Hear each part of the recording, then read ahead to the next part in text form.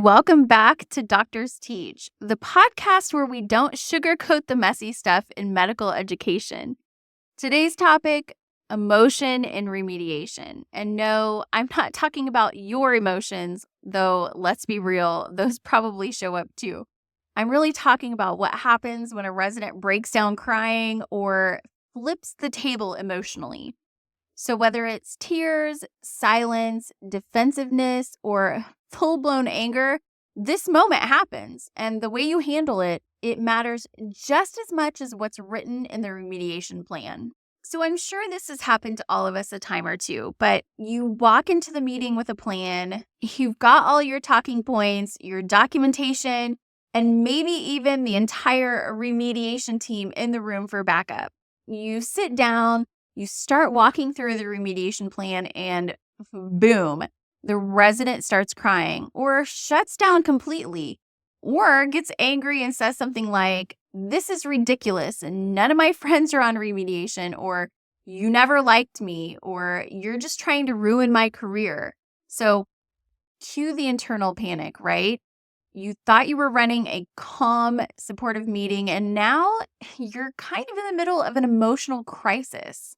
So why does this actually happen? Let's break it down. Remediation doesn't feel like feedback. It honestly feels like failure, like rejection, like public shame in a system where identity equals competence. And if that resident is already stressed or burned out or dealing with some personal stuff, you just lit a match on a powder keg. So this isn't about them not being tough enough. This is about us delivering high stakes messages in high pressure environments and not always giving people space to feel human. Let's dive into a case as an example. So case number one, the silent spiral. That already sounds kind of ominous, but let's say you have a resident who's struggled with medical knowledge. You've set up this amazing remediation plan with board-style questions, academic coaching, the works. You hold the first remediation meeting, and the moment you bring up their progress or a lack thereof, they go totally silent on you. They're staring at the table, they're not speaking, they're not moving, and you wait. And there's nothing but awkward silence. So you ask, "How are you feeling about the plan so far?" And you get no response. And then the tears. You're stuck. You don't know whether to keep going, to pause, or to ask if they're okay.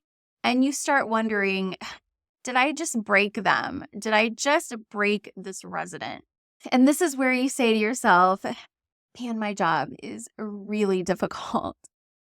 All right, let's dive in to the next case. Case number two, the defensive explosion. So picture this.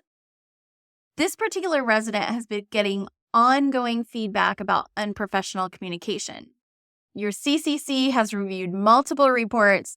You've built a pretty solid remediation plan, and you start to outline the concerns, and they immediately interrupt and say things like, "I don't even know what this is based on," or "Other people do the same thing and you never talk to them," or "This is because I spoke up about how the schedule is unfair."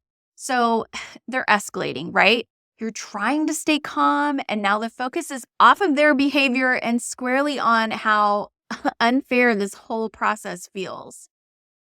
I've been there a time or two.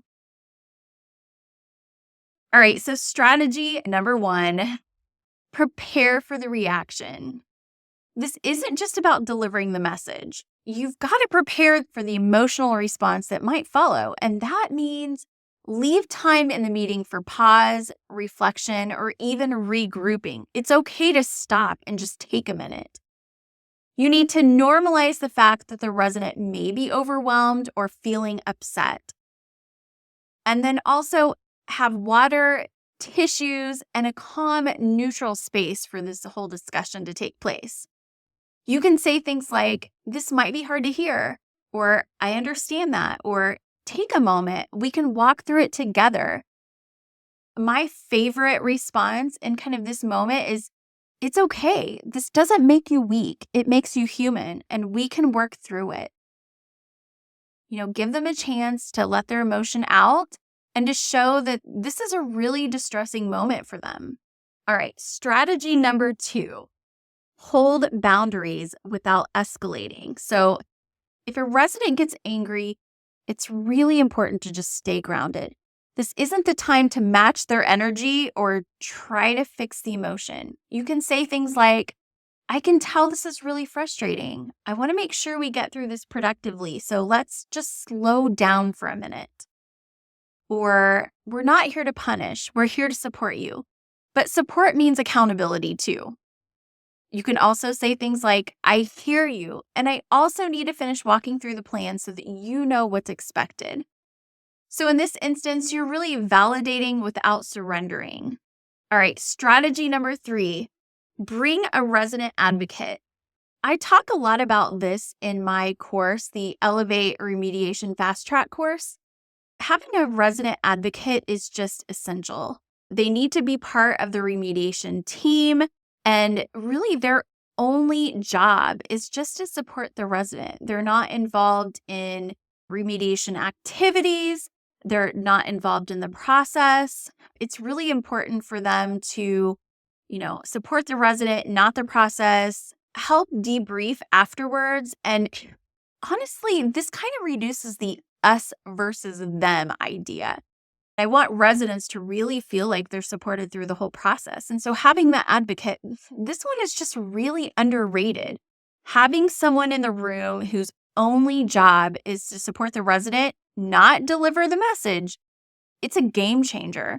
This might be a faculty member or a trained resident advocate. I have heard some programs using their chief resident to fulfill this role of resident advocate, but honestly, I'm not a huge fan of that. I've never used a chief resident as the resident advocate in my own program just because I feel like the whole confidentiality piece may be in jeopardy if a resident besides the resident in question is brought into the remediation plan. But, each program may have a particular reason for doing so, and that's okay. It's just not something that I enjoy doing or think that should be part of that process. But that resident advocate, once you designate that person, they can help process emotions privately after the meeting. They can clarify the plan if the resident is just too overwhelmed to hear it in the moment. And like I mentioned before, it reduces that us versus them vibe that remediation sometimes creates. And sometimes the best thing you can do for a resident in crisis is not be the only one talking, right? Sometimes they don't want to hear what you have to say in that particular moment. It's painful. And sometimes they honestly just shut down. I will plan to talk about it in future episodes, but having that follow-up meeting kind of the day after presenting someone with a remediation plan is really essential. But having someone else that's comforting or doing some of the talking can really be helpful in this particular situation. All right, and here's a bonus tip. Document the reaction respectfully. So after the meeting, include a short factual summary in the minutes, and that should say something like, resident became tearful and quiet for several minutes after the plan was introduced. Or you can say something like, resident raised concerns about fairness and requested a follow-up meeting with a faculty mentor. Really, that's it. No commentary, just the facts. Why? Because if the resident later says, I didn't understand what was happening, I was too upset, your notes will show how the meeting was handled and what supports were offered. And this is important. A lot of times residents are hearing these devastating words like you're being placed on a remediation. It's not something that they're really expecting, although they may in the back of their mind know that they've got a few deficiencies that they need to work on. But many of them really are caught off guard by the fact that remediation is something at least on our radar as faculty. So, documenting that and then giving them the space to process the information is really important. All right, so let's wrap up this episode with a quick cheat sheet. So we know we need to prepare for emotion, leave room in the meeting specifically for that. So save space. Don't get derailed. be sure to validate their feelings, but ultimately stick to the plan. And bring backup. Having someone there for the resident, not just for you, is really important. You've got your entire remediation team around you to support you when delivering this message. And honestly, a team-based approach is the best. So not just one single person talking. But like I said, that resident advocate can go a long way in showing the resident that, look, this is not something that's being done to you, but really being done to help you is truly important. And then be sure to document the interaction, both professionally, factually, and compassionately. I've said many times to my own remediation team, like, hey, this is something that is very traumatic to residents to hear that, they're not doing something right. They've gone through their entire, elementary school, high school, middle school years, being at the very top of their class, and even through their undergraduate training. They're at the top of their class. They're the best and brightest, and then they move on to medical school, and, it kind of levels the playing field a little bit, but still, they're doing well, making great grades, and then they get to residency where they're surrounded by just phenomenal clinicians and really, really smart individuals. And so it can be humbling sometimes to realize, like, hey, I'm not always the smartest person in the room. So I like to tell my residents, you don't have to be perfect, and being able to identify some of your weaknesses is a real skill. Just remember, document the interaction, be compassionate, and make sure that your residents feel supported through the entire process.